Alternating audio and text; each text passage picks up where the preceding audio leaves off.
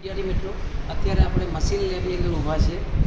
હવે આ વિડીયો એટલા માટે બનાવી રહ્યા છે આપણે કે અહીંયા જેટલા પણ ઇન્ડસ્ટ્રીયલ બોર્ડ લાગેલા છે, ડોમેસ્ટિક બોર્ડ લાગેલા છે, અહીંયા જેટલી પણ લેબોરેટરી આપણને અહીંયા જે મશીનો દેખાય છે એનો સપ્લાય જે છે ક્યાંથી આવે છે, ક્યાં જાય છે, એને ચાલુ બંધ કરવો હોય, પાવર આઇસોલેટ કરવો હોય અને કેવી રીતના કરી શકાય છે, તો આ વિડીયોના માધ્યમથી તમે એ સારી રીતે વધારે સમજી શકશો.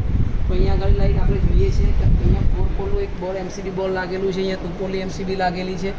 તો આપણી પાસે જે આ પેનલ છે પ્રેક્ટિકલ પરફોર્મ કરવા માટેની એનો જે સપ્લાય છે એ આમ સીટમાંથી આવે છે.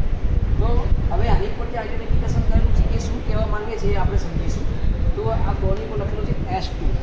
S2નો મતલબ છે કે આ જે બોર્ડ છે એનું પોતાનું નામ છે અને એની નીચે જે લખેલું છે ICPDB1 AC44, એનો મતલબ એવો થયો કે આ જે બોર્ડનો સપ્લાય છે, IC કહેતા કે ઇનકમિંગ, PDB એટલે કે પાવર ડિસ્ટ્રીબ્યુશન બોર્ડ 1 અને AC44, કારણ કે આ લેબની અંદર છે ને એસી અને ડીસી બંને સપ્લાયની જરૂર પડે છે. એટલા માટે આપણે એને સ્પેસિફાઈ કરી અને લેબલિંગ કરવું પડે. હવે ધારો કે એસીનું ડીસી અને ડીસીનું એસી થઈ જાય તો પ્રોબ્લેમ ઊભો થઈ જાય. એટલા માટે AC44 કહેતા કે આ બોર્ડની અંદર જે સપ્લાય આવે છે એસી સપ્લાય છે.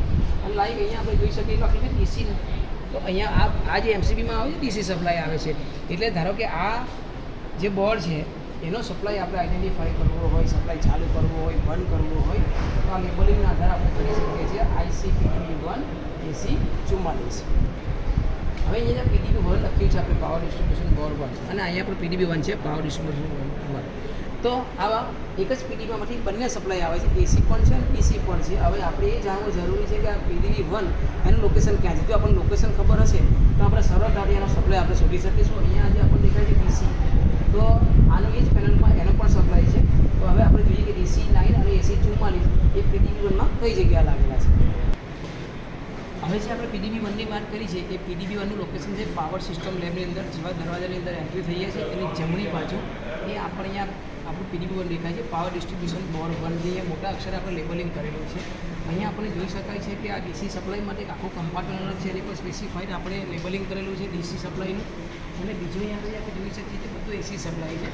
અને જ્યાં એમસીબી સ્પેર છે ત્યાં આપણે સ્પેરનું પણ લેબલિંગ કરેલું છે.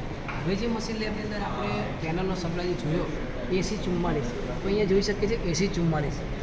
તો એ જે પેનલનો સપ્લાય છે AC44 નંબરમાંથી એમસીબીમાંથી જાય છે. આને ઓન ઓફ કરવાથી એ પેનલનો સપ્લાય આપણે ઓન ઓફ કરી શકીશું.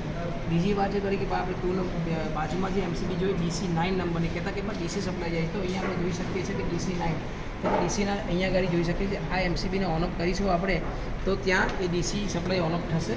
તો આના આધારે આપણે સપ્લાય છે એને આઈડેન્ટિફાઈ કરી શકીએ છીએ અને આઇસોલેટ પણ કરી શકીએ છીએ. અને મેન્ટેનન્સ કરવાની જરૂર પડે તો અહીંયાથી આપણે લોક પણ કરી શકીએ છીએ. હવે આપણે મશીન લેબની અંદર જોઈએ કે આપણું આ રેક્ટિફાયર છે જે એસીનું ડીસી કરે છે. કારણ કે લેબની અંદર ઘણી જગ્યાએ આપણે ડીસી સપ્લાયની જરૂર પડે છે, તો એના માટે રેક્ટિફાયર છે. ખાસ અગત્યનું આ સમજવાનું છે આપણે કે જે રેક્ટિફાયરનો સપ્લાય છે એસી સપ્લાય, જે ઇનપુટ સપ્લાય આપણે કહી શકીએ, તો ઇનપુટ સપ્લાય માટે અહીંયાનું લેબલિંગ કરેલું છે. આ S16 છે, આ બોર્ડનું પોતાનું આઈડેન્ટિફિકેશન છે. અને ICPDB1 AC17, જેમ આપણે વિડીયોમાં આગળ જોયું એમ કે એસી એટલે એસી સપ્લાય અને PDB1માંથી આ સપ્લાય છે. તો 17 નંબરની એમસીબીમાંથી એસી સપ્લાય અહીંયા આવે છે. અને એસીનું ડીસી થઈ અને ફરી પાછળ અહીંયાથી કેબલ થ્રુ એ ત્યાં પેનલમાં સપ્લાય જાય છે. અને ત્યાંથી જો આપણે એમસીબી ચાલુ બંધ કરી તો લેબમાં જેટલા પણ ડીસી સપ્લાય છે એનો સપ્લાય અલગ થશે. તો હવે આમાંથી જે આઉટપુટ ડીસી નીકળે છે એ કઈ જગ્યાએ ઇન્કમિંગ જાય છે અને ત્યાંથી કઈ જગ્યાએ આઉટગોઈંગ જાય છે એ આપણે સમજીશું. જેવો રેક્ટિફાયર સપ્લાય આપણે ઓન કરીશું, રેક્ટિફાયરનો સપ્લાય ઓન કર્યા પછી સીધો ડીસી સપ્લાય છે અહીંયા આગળ આપણે જોઈ શકીએ છીએ લેબલિંગ કરેલું છે. હવે આ એમસીબી છે ને અલગ ટાઈપની છે. અલગ ટાઈપ એટલે એને તમે ચેન્જ ઓર સ્વિચ જેવું પણ કામ કરે છે. આ વચ્ચે મૂકીશું એટલે શું કહેવાય, કોઈ પણ જગ્યાએ આઉટગોઈંગ સપ્લાય એનો નીકળશે નહીં. હવે ધારો કે અહીંયા આગળ ડીસી મેન ઓન કરું છું તો આ જે ડીસી સપ્લાય છે એ જે લેબોરેટરીની અંદર જેટલી પણ પેનલો લાગેલી છે, જ્યાં ડીસી સપ્લાય અવેલેબલ છે, જ્યાં ડીસી માટે એમસીબી લાગેલી છે, એની અંદર એનો સપ્લાય ત્યાં જશે. હવે ધારો કે આપણી પાસે રેક્ટિફાયર પર ડીસી સપ્લાય અવેલેબલ નથી અને આપણે મોટર જનરેટર સેટ દ્વારા જો આપણે ડીસી સપ્લાય લેવો હોય તો એમસીબીની આ પોઝિશન ચેન્જ કરી અને આપણે આ જનરેટર ઉપર એને જો સિલેક્શન કરીશું તો એ જનરેટર થ્રુ સપ્લાય મળશે અને ફરી પાછું જ્યાં સપ્લાય લેબોરેટરીમાં જરૂર છે ત્યાં જશે. એટલે આપણે આ ખાસ ધ્યાન રાખવું કે DC supply main rectifier through અહીંયા આવશે અને MG સેટ લખ્યું છે જનરેટર થ્રુ આવશે. પણ આપણે જનરેટરની પોઝિશન આમ રાખતા હોય છે, જ્યારે પણ જરૂર હોય ત્યારે આપણે એ પ્રમાણેની ચેન્જ ઓવર કરતા હોઈએ છીએ. હવે જ્યાં PDB છે, ધારો કે આખી સિસ્ટમમાં આપણે કોઈ મેન્ટેનન્સ કરવાનું છે, કોઈ ફોલ્ટ આવ્યો છે એની અંદર, તો આ પીડીબીને જ્યારે સપ્લાય બંધ કરવાની જરૂર પડશે તો એનો પણ જે ઇન્કમિંગ સપ્લાય ક્યાંથી આવે છે જાણવું જરૂરી છે. એનું પણ આપણે લેબલિંગ કર્યું છે. અને મેઇન સ્વિચ છે અહીંયા આગળ લાગેલી, અને એ મેઇન સ્વિચની ઉપર લખેલું છે IC MPDB SW1. તો સમજવાની જરૂર અહીંયા છે કે અમુક જગ્યાએ MLDB છે, અમુક જગ્યાએ PDB છે, અમુક જગ્યાએ DB છે, અમુક જગ્યાએ MPDB છે.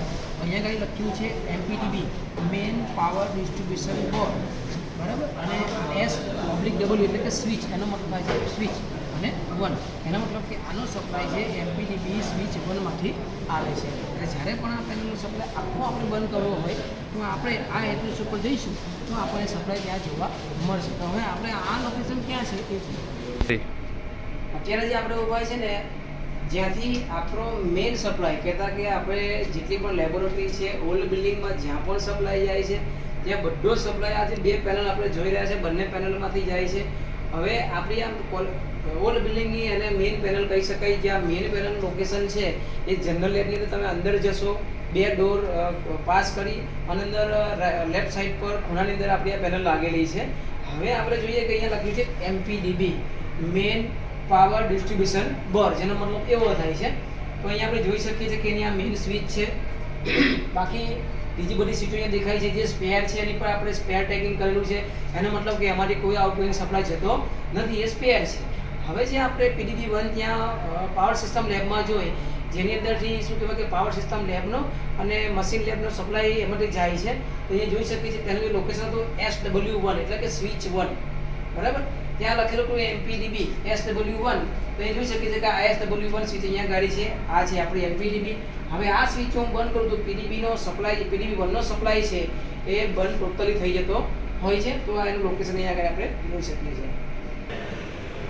હવે મશીન લેબની અંદર જે આપણા ડોમેસ્ટિક બોર્ડ છે, જેમાંથી લાઇટ, પંખા, સોકેટનો સપ્લાય છે, તો આ ડોમેસ્ટિક બોર્ડ જોઈ શકીએ છીએ. તો જે પેલા MCB વાળા બોર્ડ હતા આપણા જે પેનલ બોર્ડમાં જેમાં પ્રેક્ટિકલ પરફોર્મ કરી છે, એની S1 2 3 4 લખેલું હતું, જ્યારે આની પર D1 D2 એ રીતે લખેલું છે. તો અહીંયા D2 મતલબ ડિસ્ટ્રીબ્યુશન બોર્ડ અથવા તો ડોમેસ્ટિક બોર્ડ પણ આપણે કહી શકીએ એને. તો આનું પણ પોતાનું એક આઈડેન્ટિફિકેશન છે. ધારો કે આમાં આનો સપ્લાય જે ફેલિયર થતો હોય તો આ સપ્લાય આ બોર્ડની અંદર આપણે કંઈ કામ કરવું તો એનો સપ્લાય ક્યાંથી ચાલુ બંધ કરવું તો અહીંયાનું એડ્રેસ જોઈ શકાય છે. ICDB1R2 પેલામાં હતું PDB લખેલું હતું, આની અંદર DB છે. DB મતલબ ડિસ્ટ્રીબ્યુશન બોર્ડ 1, R2 નંબરની MCB મારી એનો સપ્લાય આવે છે. જ્યારે પણ આમાં કામ કરવું હોય તો આ લેબલિંગના આધારે સપ્લાય આપણે આઈડેન્ટિફાઈ કરી શકીએ છીએ. હવે જે DB1 છે એનું લોકેશન જોઈએ. હવે આ અહીંયા આપણે લોકેશન પર જોઈ શકીએ છીએ. આ છે DB નંબર 1. આ DB નંબર 1 છે. તમે મશીન લેબની અંદર જેનો અંદર તમે એન્ટર થશો તો ડાબી બાજુ દરવાજો છે જે પાવર સિસ્ટમ લેબમાં જાય છે, એ દરવાજા પાસે ઉપર આ DB1 લાગેલી છે. તો હવે આપણે ડોમેસ્ટિક બોર્ડનો સપ્લાય છે આ DBમાંથી જાય છે. એટલે પાવર સિસ્ટમ લેબની અંદર જે કંઈ ડોમેસ્ટિક બોર્ડ છે, મશીન લેબની જે કંઈ ડોમેસ્ટિક બોર્ડ છે, એ બધાનો સપ્લાય આ DB નંબર 1માં થઈ જાય છે. હવે ધારો કે આ જે DB છે આપણે, એનો આખો પાવર આપણે આઇસોલેટ કરવો હોય, એની અંદર કામ કરવું હોય, એનો મેઇન સપ્લાય છે એનું પણ જે એડ્રેસ લખેલું છે કે IC MLDB પેનલ AC3. હવે જે PDB જે છે આપણે જોઈએ PDB1 એનો સપ્લાય MPDBમાંથી હતો. હવે એને લખ્યું છે MLDB, તો મતલબ મેન લાઇટિંગ ડિસ્ટ્રીબ્યુશન બોર્ડ. આ પણ જનરલ લેબ જે આપણે જોઈએ, જનરલ લેબની અંદર આનો સપ્લાય છે. જે આપણે મેન પેનલ જોઈએ છે, એક બાજુ હતી આપણી MPDB અને બીજી બાજુ હતી MLDB. તો MLDBની અંદરથી AC3 નંબરની MCB છે, એની અંદરથી આ DB1નો સપ્લાય એ આવે છે.